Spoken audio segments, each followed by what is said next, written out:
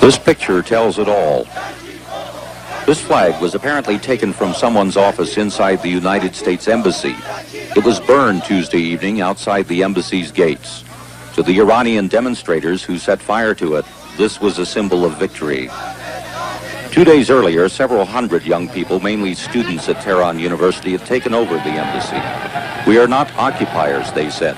"We have thrown out the occupiers." But instead of chasing all the Americans out of the compound, the Iranians imprisoned them in a building somewhere on these grounds. They have been hostages ever since. This morning, for the first time since the hostages were put under lock and key, one of the captives, blindfolded, was brought out into the open.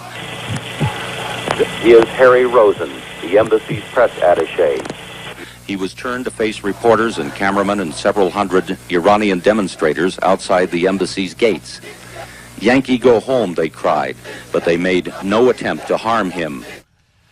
That was my first real reaction and interaction of any kind with the nation of Iran. A teenager who was watching like everybody else as American citizens were held hostage inside their own embassy for 444 days before release.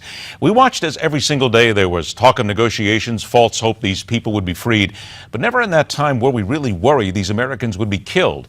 Well, we saw the savagery in the eyes and words of those so-called students. But that was a different world in '79, a world that we were only just beginning to understand how to live in. Now, this will be the subject of some pushback by purists, but the Iranian Revolution was instigated and made possible by various United States governments dating back to the 1950s. We backed and propped up a government that was hated by the Iranian people, and with good reason. The Shah was a brutal and sadistic individual. He all but dismantled the country's judicial system, in effect scrapping all personal and social rights. To this day, substantiated reports talk of the 80% of peasant families who were not allowed to own land, given slums to live in. Around 60% of the adults in Iran were purposely kept illiterate to ensure the Shah and his ilk could reign supreme. With help from our own CIA, the Shah created SAVAK, his secret police, who reveled in torturing suspects with everything from extraction of nails and teeth, boiling water pumped into the rectum, heavy weight hung from body parts, rape, and so much more that can't even begin to be detailed here. Look it up and you'll find even more substantiated reports of how the Shah used his American-trained military to murder and make disappear more than 50,000 of his own people. And on New Year's Eve, December 1977, American President Jimmy Carter began to cement his legacy as one of the more clueless, inane, inept, and backward leaders this nation has ever witnessed. The president who knew the history, knew the transgressions, knew all about the stunning brutality the Shah had inflicted on his people, personally cemented what would become the seething and endless hate against Americans that has lasted to this very day. Iran, because of the great leadership of the Shah, is an island of stability in one of the more troubled areas of the world. This is a great tribute to you, Your Majesty, and to your leadership, and to the respect and the admiration and love which your people give to you. A little less than 2 years later, the Shah, suffering from cancer, brought to the U.S. for treatment. It wasn't humanitarian. It was to get the Shah out of Iran before the people there were able to exact their justice.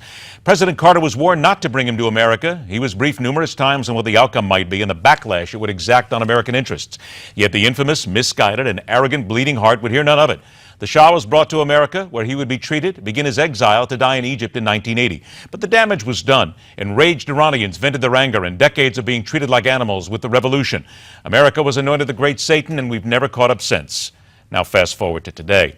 Another president bumbling and stumbling his way about the Middle Eastern landscape, seeking to rectify decades of mistakes with yet another, that of trusting an Iranian government that he has no desire to enter the real world. He knows this. No desire to save their people from poverty and lives of pain, only to do whatever it takes to make that great Satan pay.